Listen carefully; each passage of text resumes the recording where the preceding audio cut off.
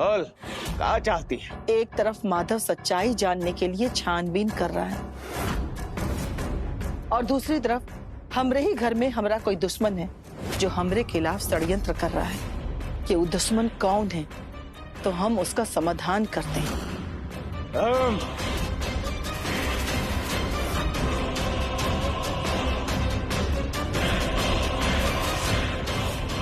देख, आंखें फाड़ के देख। हाँ भैया, आपसे एक छोटा सा काम था। एक्चुअली रिचार्ज खत्म हो गया और मेडिकल इमरजेंसी है, अर्जेंट कॉल करना है। क्या आप अपना मोबाइल दे सकते हैं? थैंक यू भैया।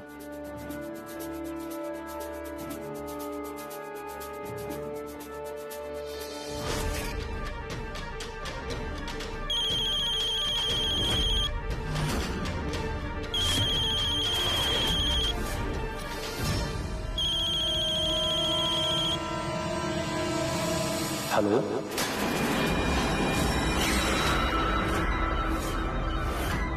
हे भगवान, ये तो माधव है। हेलो कहते ही काट दिया। कहीं वह आदमी हमको आवाज से पहचान तो नहीं लिया? अगर यह सच है, इसका मतलब वो हमको बहुत अच्छे से जानता है और हमारे करीब कहीं कोई है। कौन हो सकता है?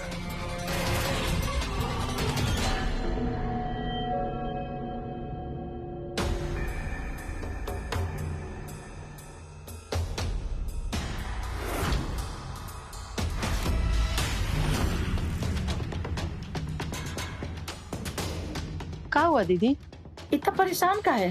हम अपने काम का नंबर अलग रखे थे और ये नंबर हम किसी को नहीं दिए थे, केवल खास खास अपने काम वाले लोग को दिए थे। यहाँ तक कि ये नंबर हम तुमको भी नहीं दिए, ना माधव को, ना घर के किसी सदस्य को। लेकिन अभी थोड़ी देर पहले एक अनजान कॉल आया ये नंबर पे। पता है किसका? किसका? माधव का। माधव कहाँ गया है? माधव डॉक्टर के यहाँ गया है, यानी कि वो हमको डॉक्टर के यहाँ से फोन लगा रहा है। लेकिन सवाल ये उठता है कि आखिर उसको मेरा ई नंबर कहाँ से मिला? तो ई नंबर पे का माधव से बात हुई? एकदम बेवकूफे हो जी। अभी बताए ना तुमको कि हम ई नंबर केवल खास खास लोग को दिए थे।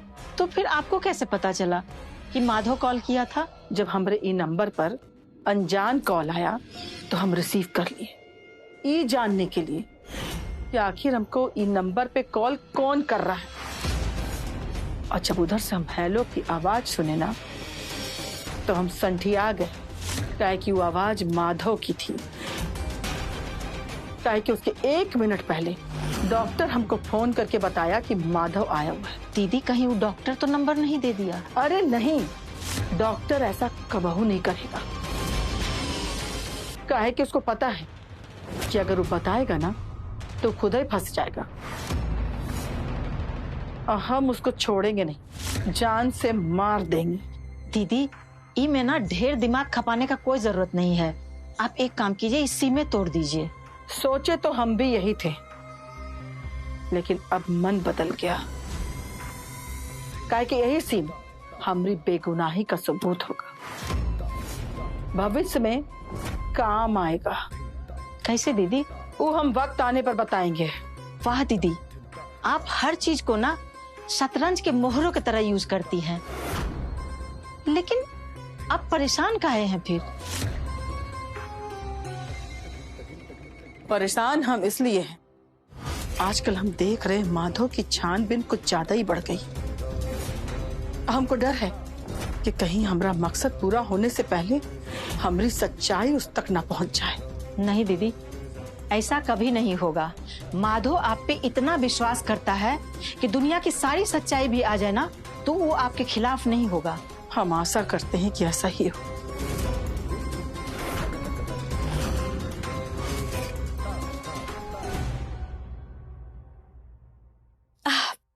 दीदी, हम कैसे लागत है और हमारा साड़ी कैसे लागत है? बहुत सुंदर लागत हो चंदा।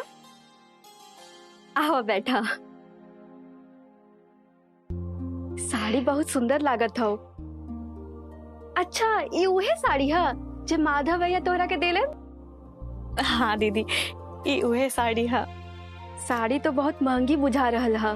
माधव बाबू हमरा के सस्तो से सस्तो साड़ी देतन ना, तो हमरा खातिर अनमोल होतन। पता है दीदी, अगर माधव बाबू हमरा खातिर पत्थर भी लेके आई है ना, तब वो हम ओकरा के हीरा के जैसे संभाल के रखब। तो सही बोलत हो चंदा। प्रेम में हीरा और पत्थर ना देखल जाला, महंगा और सस्ता ना देखल जाला। प्रेम में तो बस प्रेमी के प्यार देखल जाला। और ई भेंट में माधव भैया के तोहरा खातिर प्रेम झलकत था। सब अपन अपन नसीब होला। केहू के अचरा में फूल, केहू के अचरा में कांटा। का मतलब दीदी? ई देखा चंदा, तू हमरा के गुड़िया देहलू, एकरा में हम तोहार प्रेम देख ली।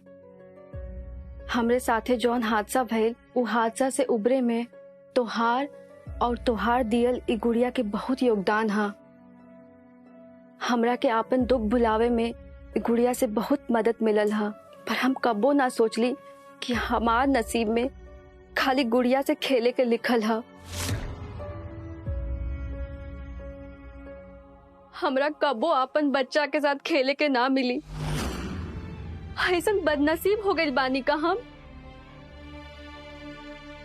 दीदी, आप ऐसन काहे सोचते? माता रानी पे भरोसा रखी। अगर वो चाहिए ना तो देख लिया, आपके गोद बहुत जल्दी हरियर हो जाए। आपके गोद में बहुत जल्दी आपका आपन बच्चा खेली। कब चंदा, कब? जब ऊपर वाला चाहिए तब दीदी। आप बस माता रानी पे भरोसा रखी। हाँ देखिए, वो सब कुछ बहुत जल्दी ठीक कर दी ही। चंदा, आखिर कब तक हमनी नसीब के भरोसे रही? तुम हो तो नसीब के भरोसे जियत हो कि माधव भैया के शायद सब याद आ जाए कि तू उनकर पत्नी हो और वो तुहार पति। आखिर कब तक हम दोनों ऐसा जिंदगी गुजारी? का तुहार अरमान नहीं खे कि अपन पति के साथ जिंदगी गुजारे के, समाज में उनकर पत्नी के पहचान बनावे के? अरमान है दीदी, लेकिन हमने कर भी कहा सकत है। अपन नसीब के आगे केहू के थोड़ी चला था। चंदा, आपन नसीब आपन बस में करे के होई। जा माधव भैया के पास जा और उनकर सब याद दिलावा। ई भरोसा ना रखा कि उनकरा के सब याद आ जाई। ई भरोसा रखा कि तोहरे याद दिलावे से उनकरा सब याद आई। दीदी, आप ही कहा बोला थे? कहीं माधव बाबू के सब याद दिलावे से उनका के कुछ नुकसान ना हो जाए। चंदा, भरोसा रखा, माधव भैया के कुछ ना होई। सच से केहू के नुकसान ना होला। सच ईश्वर हा, सच माने माँ भगवती।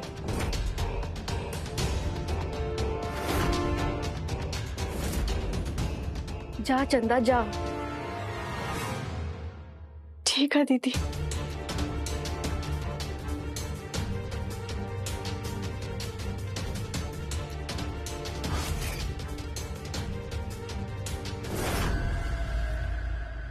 हे माता रानी, चंदा की मनोकामना पूरी कर दो। वो दोनों पति पत्नी को जल्दी से मिला दो।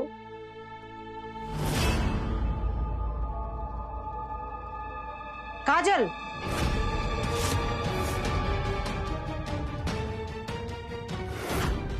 ये तुम क्या कर रही थी?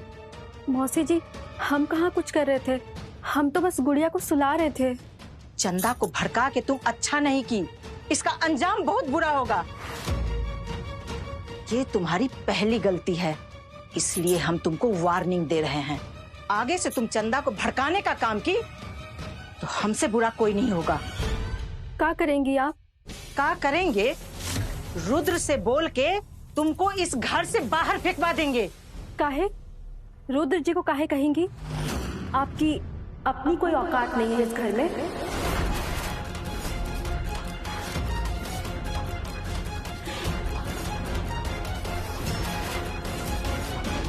आइंदा हमारे कमरे में आने से पहले नॉक करके आइएगा। बहुत उड़ रही हो। ये जो तुम बदतमीजी कर रही हो ना, ये भी हम रुद्र को बताएंगे। समझी?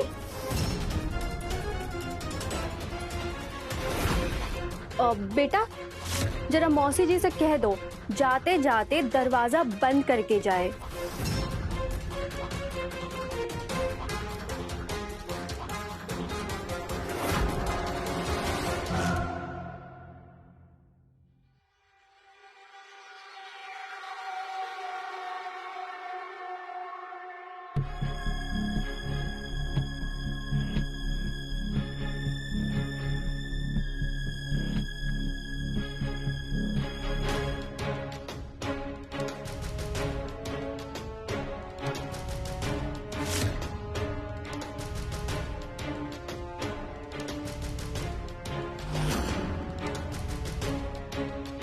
चंदा,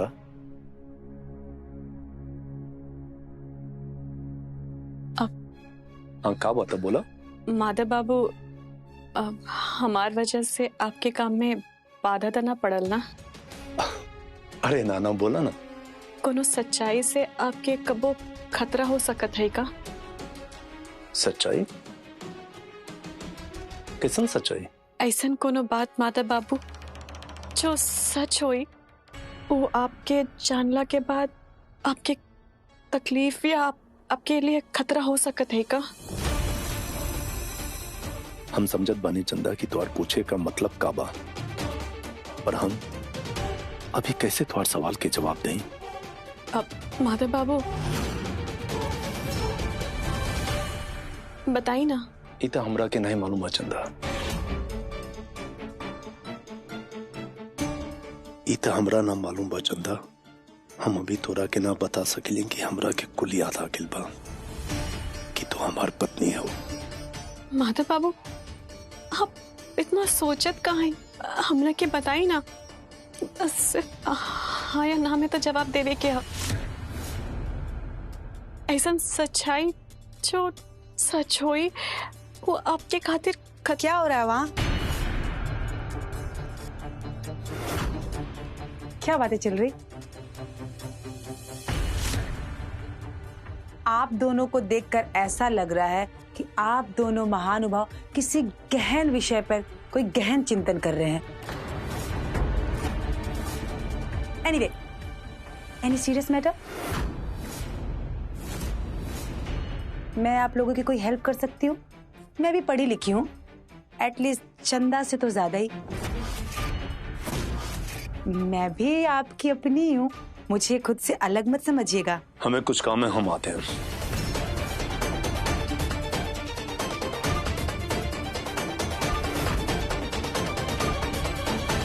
क्या सच बता रही थी माधव जी को?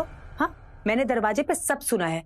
भूल गई तू कि माधव जी को अगर सच पता चला तो उनके दिमाग पर प्रेशर बनेगा और कुछ ऊंच नीच हो गई तो? तुम्हें इतना सा भी डर नहीं लगता? माधव जी की इतनी भी फिक्र नहीं तुम्हें? कितने बार समझाया। तुम्हारी इस हरकत की वजह से माधव जी की जान को खतरा हो सकता है। तुम माधव जी की जान को खतरे में डालना चाहती हो? ना दीदी, हम तो ऐसा ना अपन सपने में भी ना सोच सकते हैं। वो तो बस हम सोचने के हो सकता है कि माधव बाबू की सच्चाई बतैला से उनका के कुछ याद आ जाए। तुम इतनी बड़ी गलती कैसे कर सकती हो चंदा? हाँ, सोचो, तुम्हारी इस हरकत की वजह से कुछ ऊंच नीच हो जाती, माधव जी को कुछ हो जाता तो? तुमने सोचा तुम्हारा क्या होगा?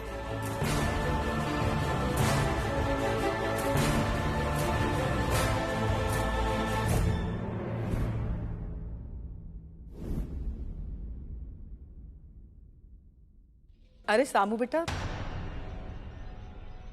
अम्मा जी प्रणाम। प्रणाम। कैसे हो तुम? हम तो बढ़िया हैं, आप बताइए आप कैसन हैं? क्या बात है सामू, आजकल आते ही माधव के कमरे में चले जाते हो? क्या कर रहे हो मिलकर दोनों? अरे कुछ नहीं अम्मा जी, बस इन्ने उन्ने का बात करते हैं। हम तो कहते हैं कि इन्ने उन्ने का बात करने से अच्छा है कि कुछ काम की बात कर लिया करो। अरे हमरे कहने का मतलब था कि कामे का बात करते हैं। असल में हम लोग एक बिजनेस प्लान कर रहे हैं। अच्छा, बिजनेस? कौन सा बिजनेस?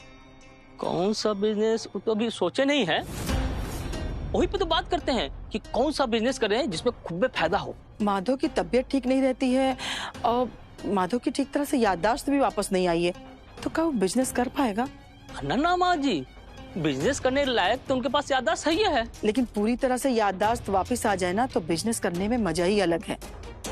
हमारा कहने का मतलब है कि उसको डॉक्टर के पास जाना चाहिए। तुम दोस्त हो, तुम लेके जा सकते हो उसको।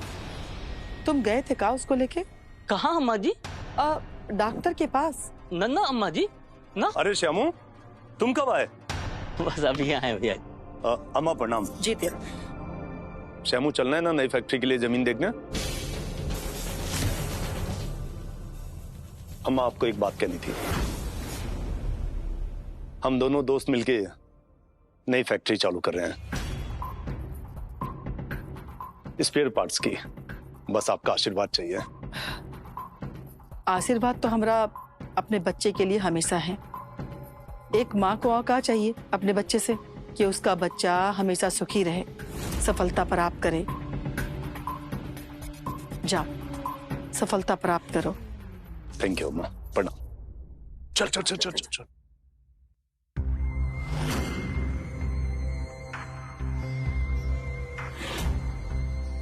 हम भी तुम्हारी अम्मा है बेटा।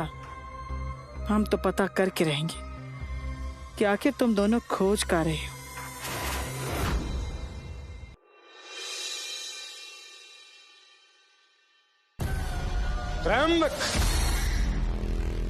प्रणाम बाबा।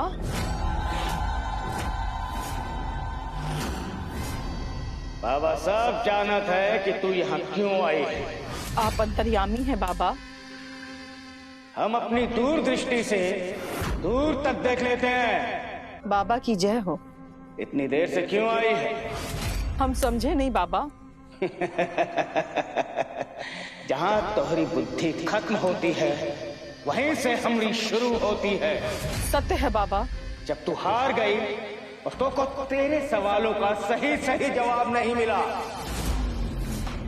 तब तू हमारी शरण में आई। हाँ बाबा, गलती हो गई। हमको पहले ही आना चाहिए था।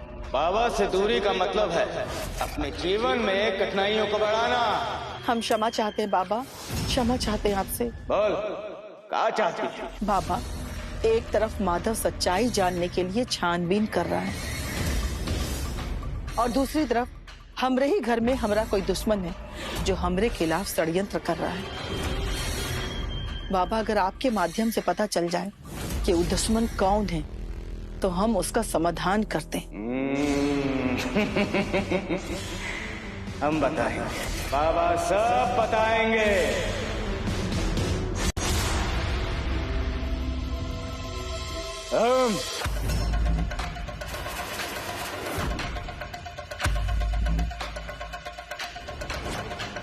श्यामू हमारे सपने में चित्रा आए। हम उससे नजर नहीं मिला पा रहे थे। हम उसको क्या जवाब दें कि हम उसके हत्यारों को अब तक पकड़ नहीं पाए।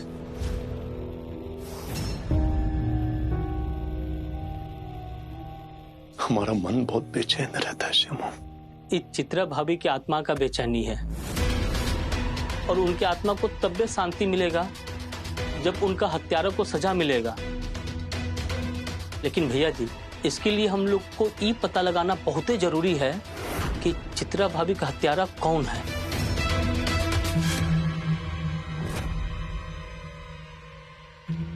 चाहे हमें किसी भी हद तक जाना पड़े चित्रा, लेकिन हम तुम्हारे हत्यारे को खोज निकालेंगे। अब हमारी जिंदगी का एकमात्र मकसद रह गया है तुम्हें इंसाफ दिलाना, और जब तक तुम्हें इंसाफ नहीं दिला देते हम चैन से नहीं बैठेंगे।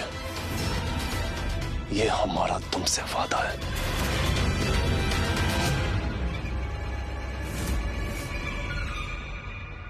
माधव और सामू?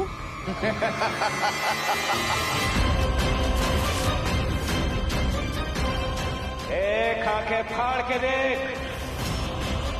अब हमको ये बता, तू अब क्या करेगा?